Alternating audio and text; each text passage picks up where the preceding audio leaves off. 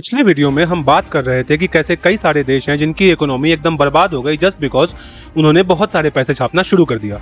अपने economic problem से लड़ने के लिए बेस इकोनॉमी यानी मैन्युफैक्चरिंग, सर्विस, प्रोडक्शन और इन चीजों को स्ट्रेंथन करने की जगह उन्होंने अपनी अपनी प्रिंटिंग प्रेसेस चालू कर दी, जैसे कि वेनेजुएला, जर्मनी, जिम्बाब्वे, ग्रीस और भी कई सारे ऐसे देश हैं।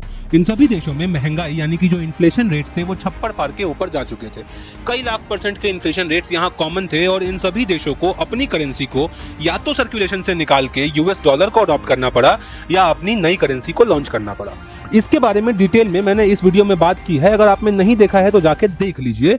लेकिन भाई, अगर पैसे छापने से इतनी दिक्कत है और पैसे छापने से पैसे की वैल्यू कम हो जाती है, इन्फ्लेशन हो जाता है, तो अभी रिसेंटली 2020 में ही सिर्फ 3.5 महीनों के अंदर यूएस ने ऑलमोस्ट $3 ट्रिलियन जितनी करेंसी प्रिंट करके मार्केट में सप्लाई कर दिया और उसके बाद भी यूएस में इन्फ्लेशन 9% के ऊपर नहीं गया।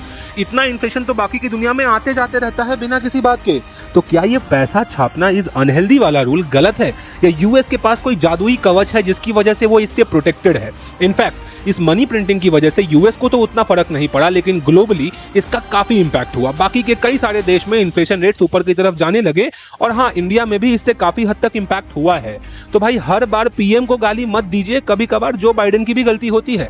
आज इस वीडियो के अंदर हम 2-3 बहुत इंपॉर्टेंट टॉपिक्स के बारे में समझेंगे और ग्लोबल इकोनॉमिक कॉन्सेप्ट्स को जानेंगे और समझेंगे कि कैसे यूएस की इकोनॉमिक सुपर पावर की वजह से पूरी दुनिया इंपैक्टेड होती है। आज जानेंगे कि क्यों यूएस को पैसे छापने से कोई फर्क नहीं पड़ता है और समझेंगे कि क्यों यूएस पैसा छापता है तो भी पूरी दुनिया में इंपैक्ट होता है। और ऐसे ही कई और सारी बातें, वो भी एकदम सिंपल लैंग्वेज में कि कोई 7th-8th का बच्चा भी समझ जाए। वीडियो को अगर आप लास्ट तक देखिएगा तो शायद कुछ नया सीख जाइएगा। और हाँ, एक डिस्क्लेमर है, अभी थोड़ा नया स्टार्ट किया है तो एडिटिंग उतनी तगड़ी आती नहीं है, लेकिन मैं कोशिश पूरी कर रहा हूं। So please bear with me and let us learn something new. आपने कभी ना कभी बैंक से लोन लिया ही होगा, होम लोन, कार लोन या कुछ और। अब जो पैसा आपको बैंक देती है वो आता कहां से है? उसका कुछ पार्ट तो आप और हम जो डिपॉजिट करते हैं बैंक में वो होता है और कुछ पार्ट होता है बैंक्स का खुद का लोन जो उसको मिलता है आरबीआई से एक स्पेसिफाइड रेट ऑफ इंटरेस्ट पे। वैसे ही यूएस के अंदर जो बैंक्स हैं उनको पैसा मिलता है यूएस की फेडरल रिजर्व से। अब इमेजिन कीजिए कि यूएस की कोई बैंक है XYZ जिसको फेडरल रिजर्व से 6% पे लोन मिल रहा है, तो वो बैंक आगे अपने कस्टमर्स को 9% पे लोन देगी सो दैट वो 3% कमा सके, जिसको कि स्प्रेड बोलते हैं। अब मान लो कि महंगाई की वजह से फेडरल रिजर्व ने इंटरेस्ट रेट्स को बढ़ा के 6% से 6.5% कर दिया, तो XYZ बैंक को भी अपना इंटरेस्ट रेट बढ़ा के 9.5% करना पड़ेगा ताकि उनका प्रॉफिट इंपैक्टेड ना हो। अब ये सुनने में तो बहुत नॉमिनल लग रहा होगा, लेकिन ये होता बहुत सिग्निफिकेंट इंपैक्ट है। मान लेते हैं कि एक बंदा है हैरी जो कि महीने का $11,000 कुछ कमाता है। उसने XYZ बैंक से $5 लाख का लोन लिया था और जब लोन लिया था तब इंटरेस्ट रेट 8% का चल रहा था और हैरी का EMI बनता था $4,182, लेकिन जब धीरे धीरे इंटरेस्ट रेट बढ़ के 9.5% तक पहुंच गए तो अब हैरी का EMI बनता है $4,661, यानी हर महीने $479 का इंक्रीज और पूरे साल में $5,748 के एक्स्ट्रा खर्चे। अब ये जो एक्स्ट्रा एक्सपेंस हुआ है उसकी वजह से हैरी का जो डिस्पोजेबल इनकम था, यानी वो पैसा जो कि सारे खर्चों के बाद बच पाता था, जिससे हैरी और उसकी फैमिली ट्रिप्स प्लान करते थे, शॉपिंग करते थे, कार लेते थे, अब वो हर साल लगभग $5700 से कम हो गया। तो अब इसको कंपनसेट करने के लिए हैरी और उसके परिवार को खर्चे कम करने पड़ेंगे। ट्रिप्स नहीं हो पाएंगी, कार परचेजेस को पोस्टपोन करना पड़ सकता है और ऐसी ही कई और सारी चीजें टल सकती हैं। जिसको कि टाला जा सकता है उसको टाल दिया जाएगा। अब हैरी तक तो ठीक है, लेकिन जब ऐसी ही हालत हैरी जैसे लाखों करोड़ों लोगों की हो जाएगी और सब खर्चे कम करना स्टार्ट कर देंगे तो इकोनॉमी में सेल परचेज कम हो जाएगा। एज अ रिजल्ट प्रोडक्शन को कम करना पड़ेगा, क्योंकि जब माल बिकेगा ही नहीं तो बना के फायदा क्या होगा? अब अगर डिमांड कम है और सप्लाई ज्यादा है तो बेसिक सेंस बोलता है कि प्रोडक्ट के प्राइसेस कम हो जाएंगे, लेकिन जो प्रोड्यूसर्स हैं, जो प्रोडक्ट्स बना रहे हैं, उनके लिए भी तो महंगाई बढ़ी है, उनके लिए भी लोन्स महंगे हुए हैं, कंपोनेंट पार्ट्स महंगे हुए हैं, लॉजिस्टिक्स महंगी हुई है, तो वो एक लिमिट से ज्यादा प्राइसेस को ड्रॉप नहीं कर पाएंगे। मतलब कि खरीदने वालों के पास खरीदने का पैसा नहीं होगा और बेचने वाले प्राइसेस कम करके बेच नहीं पा रहे होंगे, तो इकोनॉमी हो जाएगी स्टक और एक इकोनॉमिक स्लोडाउन आ जाएगा, जिसको कि हम रिसेशन भी बोलते हैं। ऐसी ही हालत यूएस की हो गई थी जब कोविड का टाइम चल रहा था। यूएस में कोई खर्चा करने को तैयार नहीं था क्योंकि लोगों के पास डिस्पोजेबल इनकम नहीं थी। लोग सिर्फ बेसिक नेसेसिटीज पे फोकस कर रहे थे। ऐसे में रिसेशन जैसा माहौल बनने लगा, लेकिन कोई देश नहीं चाहता है कि उसके वहां रिसेशन हो। और जब बात यूएस की हो तो भाई वो तो सुपर पावर है, वो कैसे रिसेशन को रहने देता।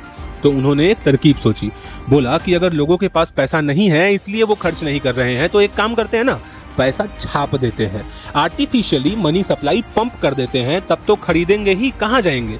और यही हुआ, यूएस ने $3 ट्रिलियन छाप दिया और फेडरल रिजर्व ने ये पैसे बैंक को दे दिए एकदम कौड़ी के भाव, मतलब बहुत सस्ते इंटरेस्ट रेट्स पे। इस प्रोसेस को बोलते हैं क्वांटिटेटिव ईजिंग। ये एक ऐसा प्रोसेस है जहां किसी कंट्री का फेडरल रिजर्व इकोनॉमी को किक स्टार्ट करने के लिए इंटरेस्ट रेट्स को कम करता है और आर्टिफिशियली मनी सप्लाई को इंक्रीज करता है। आपने सुना होगा कि यूएस में 2020 में QE या क्वांटिटेटिव ईजिंग हुई थी, उसका यही मतलब है। अब क्योंकि बैंक्स को सस्ते रेट्स पे पैसे मिल रहे हैं, तो बैंक्स ने भी आगे इंटरेस्ट रेट्स को कम कर दिया और हैरी जैसे लोगों का इंटरेस्ट 9.5% से कम होकर 4 से 5% पे आ गया, क्योंकि फेड ने इंटरेस्ट रेट को 0.2% तक गिरा दिया था। इनफैक्ट पैसा छापने के बाद यूएस के फेड इंटरेस्ट रेट्स 0.05% तक गिर गए थे। आप बोलोगे कि बैंक्स को क्या फायदा इंटरेस्ट कम करके, अच्छा है ना, ज्यादा पैसा कमाएंगे बैंक्स अगर नहीं भी कम करेंगे तो भाई बैंक इंटरेस्ट 4 वजहों से कम करते हैं। पहला, फेडरल रेगुलेशन। दूसरा, मार्केट कंपटीशन, मतलब ये नहीं कम करेंगे कोई दूसरा बैंक कम कर देगा और कस्टमर्स वहां से लोन ले लेंगे। तीसरा, बैंक को रेट कम करके भी तो अच्छा प्रॉफिट हो रहा है। और आखिरी रीजन ये है कि भाई अब इतना पैसा छापा है तो उसको बांटना भी तो होगा। रिसेशन के टाइम पे हाई इंटरेस्ट रेट में कौन लेगा आपसे लोन, ये बताइए। अब समझते हैं कि इस QE से फायदा कैसे होता है। तो हैरी भाई साहब जो अभी तक खर्चे काट के जी रहे थे, अब इंटरेस्ट 4% होने से उनका EMI हो जाता है $3030, मतलब हर महीने $1152 की सेविंग और पूरे साल में $13,824 की सेविंग। सोचो कि हैरी को 1 महीने की एक्स्ट्रा सैलरी मिल गई। अब बाबू भैया इतने पैसों को तिजोरी में तो रखेंगे नहीं ना, पैसा है तो उड़ा देंगे, ट्रिप्स पे जाएंगे, कार खरीदेंगे, रेस्टोरेंट में खाएंगे, सेकंड हनीमून मनाएंगे, बीवी को खुश करेंगे और बीवी अपने पति को खुश करेगी, मतलब फिर से खर्चा चालू। अब ऐसे ही पूरी कंट्री में करोड़ों लोग करेंगे तो वापस प्रोडक्ट्स और सर्विसेज की डिमांड बढ़ने लगेगी, प्रोडक्शन बढ़ेगा, इकोनॉमी ऑन ट्रैक आ जाएगी। भाई तो आप सोच रहे होंगे कि मैंने आपका टाइम वेस्ट कर दिया, क्योंकि अभी तक तो सुन के अच्छा लग रहा है ना ये पूरा QE का प्रोसेस, रिसेशन को खत्म करने का ब्रह्मास्त्र समझ में आ रहा होगा। तो इसमें प्रॉब्लम क्या है, आइए प्रॉब्लम समझते हैं। अब चूंकि प्रोडक्ट्स की डिमांड ज्यादा है, क्योंकि लोगों के पास पैसे हैं, तो मैन्युफैक्चरर्स जो अभी तक प्राइजेस कम करके दुख में जी रहे थे, वो अब अपना असली रंग दिखाएंगे और प्राइजेस को दे दनादन बढ़ाते जाएंगे। जो फ्रिज कल तक $2500 का था, अब वो $3000 का हो जाएगा। जो कार कल तक $1,50,000 की थी, वो अब $1,70,000 की हो जाएगी और लोग फिर भी खरीदेंगे, और वो भी बल्क में। क्योंकि पहला तो महंगाई तभी दिखती है जब गरीबी हो, और दूसरा इतनी जो सेविंग हुई है उसका करेंगे क्या। और तीसरी वजह यह है कि भाई लोन्स भी तो इतने सस्ते मिल रहे हैं, अगर अब नहीं लिया तो कब। अब मैन्युफैक्चरर्स देखते हैं कि भाई प्राइसेस बढ़ाएं और फिर भी लोग खरीद रहे हैं, डिमांड है, तो वो प्राइसेस को और बढ़ा देते हैं। $1,70,000 की जो कार थी अब वो $2,00,000 की हो जाएगी। और ये प्रोसेस तब तक चलता रहेगा जब तक कि वापस डिमांड और सप्लाई इक्विलिब्रियम में नहीं आ जाते हैं। और यही नहीं, धीरे धीरे ये महंगाई फ्रिज, वॉशिंग मशीन और कार्स से होते होते डेली की जरूरत की चीजें जैसे कि दूध, दही, आटा, चावल और चीनी तक पहुंच जाती है, और हम बोलते हैं कि भाई द इन्फ्लेशन इज राइजिंग। अब यहाँ तक एक बार समराइज कर लेते हैं। पहले इकोनॉमिक स्लो डाउन हुआ तो क्वांटिटेटिव ईजिंग किया, जिससे डॉलर की सप्लाई बढ़ी और लोगों की परचेजिंग पावर या डिस्पोजेबल इनकम इंक्रीज हुई, जिसकी वजह से प्रोडक्ट्स और सर्विसेज के डिमांड में स्पाइक हुआ और प्राइसेस में इंक्रीज होने लगा, जिससे हुआ इन्फ्लेशन। तो यूएस में पैसा छापा, इसलिए यूएस में इन्फ्लेशन बढ़ा। तो क्लियर है, ऐसा होना भी चाहिए, क्योंकि बाकी जगह भी ऐसा ही हुआ। लेकिन भाई मैंने शुरू में क्या बोला आपसे कि यूएस में पैसा छापने से दुनिया में इन्फ्लेशन बढ़ा या बढ़ रहा है। अब इसको भी समझ लेते हैं, चलिए शुरू करें। तो रिलेटेबल लगे इसलिए एक ऐसे प्रोडक्ट का एग्जांपल ले रहा हूं जो समझने में आसान हो। अब सोचिए कि यूएस में लोगों की डिस्पोजेबल इनकम बढ़ने की वजह से लोगों ने ज्यादा कार्स खरीदना स्टार्ट कर दिया, और इस अपॉर्चुनिटी को सारी कार कंपनी सीज करना चाहती हैं। तो ऑडी, BMW, मर्सिडीज सबने अपनी अपनी सप्लाई यूएस में इंक्रीज कर दी। अब सोचो कि ऑडी जो एक जर्मन कार कंपनी है, वो पूरे वर्ल्ड में कार्स बेचती है, वो अगर यूएस में अपने कार के किसी एक मॉडल को $2,00,000 में बेचती है, क्योंकि वहां के लोग इतना प्राइस पे करने को तैयार है, वो अफोर्ड कर सकते हैं, उनके पास पैसा है। लेकिन जर्मनी में या लेट्स से कि इंडिया में वही कार $1,50,000 में ही बेच पा रहे हैं, क्योंकि लोग इससे ज्यादा पे करने को तैयार नहीं है। यहां मैं डॉलर्स में ही बात कर रहा हूं इंस्टेड ऑफ जर्मन मार्क या फिर इंडियन रुपी, ताकि कंपेयर करने में आसानी हो और आपको समझ में आ सके कि मेरे बोलने का मतलब क्या है। तो आप बताइए कि ऐसे केस में ऑडी कहां पे कार्स बेचना प्रेफर करेगी या पसंद करेगी। ऑब्वियसली मैं और आप होते तब भी यूएस में बेचते, क्योंकि वहां ज्यादा प्रॉफिट है, भैया धंधा है ना। ऐसे में वो पूरी दुनिया से अपने कार्स के सप्लाई को डाइवर्ट कर देगी, कहां, यूएस की तरफ, यहां के डिमांड को मीट करने के लिए और एक्स्ट्रा पैसे कमाने के लिए। इस सिचुएशन की वजह से बाकी जगहों पे ऑडी कार्स की कमी हो जाएगी। ऐसे में ऑडी इन सारे मार्केट्स में भी अपने कार प्राइसेस को इंक्रीज कर देगी $2,00,000 तक, क्योंकि अब उनको फर्क नहीं पड़ता है, जिनके पास पैसे होंगे वो लेंगे, नहीं होंगे नहीं लेंगे, उनके कार्स तो वैसे भी बिक ही रहे हैं यूएस में। तो उनको इससे कोई दिक्कत नहीं है अगर बिके या नहीं बिके।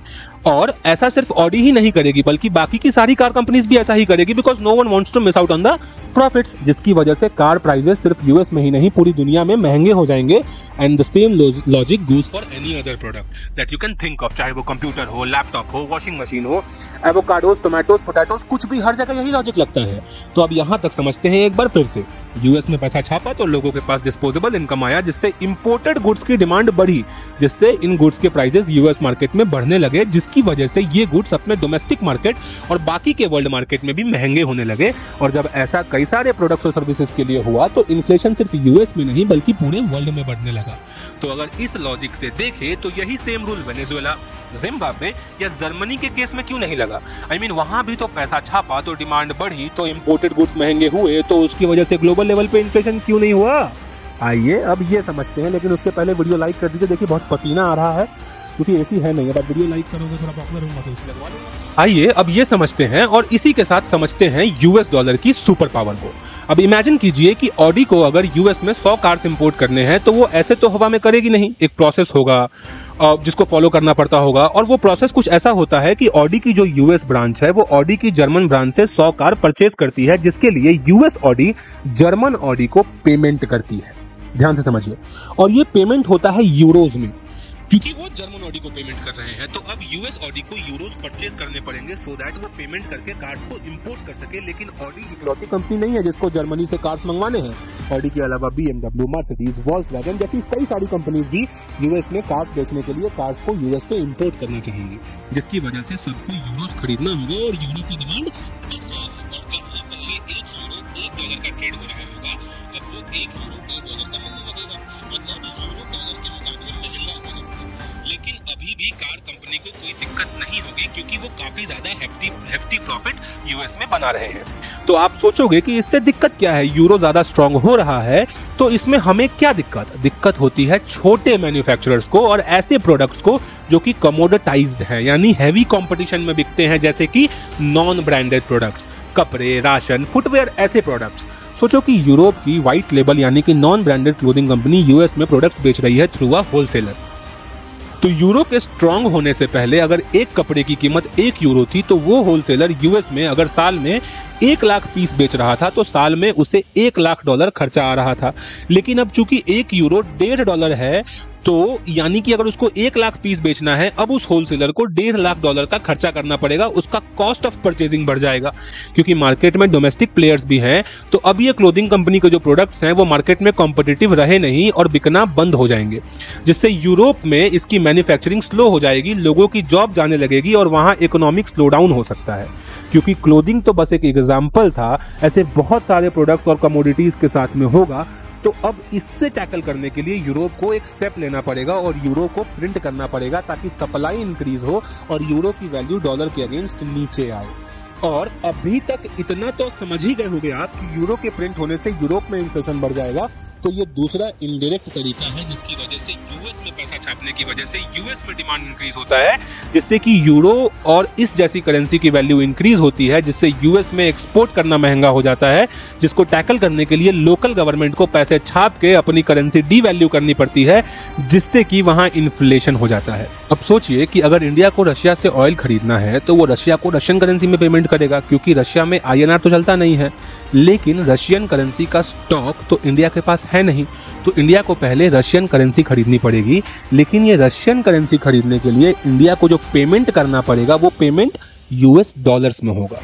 सिमिलरली इंडिया जैसे कई सारे देशों के साथ में ट्रेड करता है, जिसके लिए इंडिया को इन कंट्रीज की लोकल करेंसी में पेमेंट करना पड़ेगा, जिसके लिए इंडिया को वो करेंसी परचेज करनी पड़ेगी, जिसके लिए इंडिया को चाहिए क्या, यूएस डॉलर्स। तो इंडिया पहले यूएस डॉलर्स खरीदेगा, जिसके बाद वो जिस भी कंट्री के साथ ट्रेड करना चाहता है वहां की लोकल करेंसी परचेज करेगा। और यही स्टोरी इंडिया के साथ साथ किसी भी और कंट्री की है, चाहे वो जिम्बाब्वे हो या चाइना या जापान।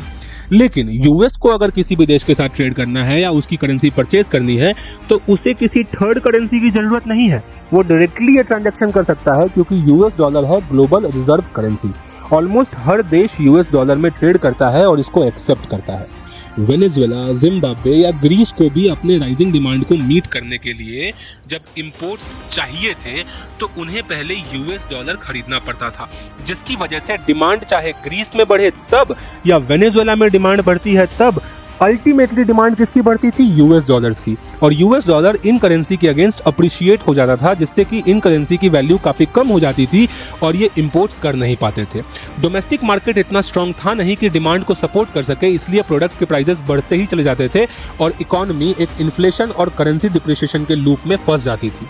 प्लस इन कंट्रीज की करेंसी इतनी भी इंपॉर्टेंट नहीं थी कि कोई देश इनके लिए अपनी करेंसी डिवैल्यूएट करे, जैसे कि यूरो को होना पड़ा डॉलर की वजह से, तो इनका डेप्रिसिएशन और बढ़ता ही चला जाता था। इसी वजह से इन कंट्रीज के इन्फ्लेशन का कोई सिग्निफिकेंट इंपैक्ट नहीं पड़ा वर्ल्ड इकोनॉमी पे, और चूंकि ये डॉलर खरीद के इंपोर्ट्स कर नहीं पा रहे थे गुड्स, तो डिमांड बढ़ने का कोई फायदा ग्लोबल कंपनीज को भी नहीं हुआ और इन कंपनीज ने अपने प्रोडक्ट प्राइसेस किसी भी जगह पे नहीं बढ़ाए। यूएस को ये सारे स्पेशल प्रिविलेजेस या बेनिफिट्स इसीलिए मिलते हैं क्योंकि यूएस डॉलर पावरफुल है और ग्लोबल ट्रेड को डोमिनेट करता है। इसीलिए यूएस चाहे कितना भी पैसा छापे, जब तक यूएस ग्लोबल रिजर्व करेंसी है तब तक वो हाइपर इन्फ्लेशन से इम्यून है और तब तक वो ग्लोबल इन्फ्लेशन को इफेक्ट करता रहेगा। आई होप कि मैंने आपको ये कॉम्प्लेक्स मैक्रो इकोनॉमिक कॉन्सेप्ट और एक इंपॉर्टेंट ग्लोबल फिनोमिनन आसान भाषा में समझा दिया होगा और आपको समझ आ गया होगा। कोई डाउट या कॉन्सेप्चुअल इशू हो तो कमेंट बॉक्स में टाइप कर दीजिए, I will try my best to answer. अगर वीडियो इन्फॉर्मेटिव लगी है तो इस इन्फॉर्मेशन को आगे शेयर कर दीजिए और अगर ये सब नहीं हो पाए तो प्लीज एक लाइक तो कर ही दीजिएगा, बहुत हेल्प होगी।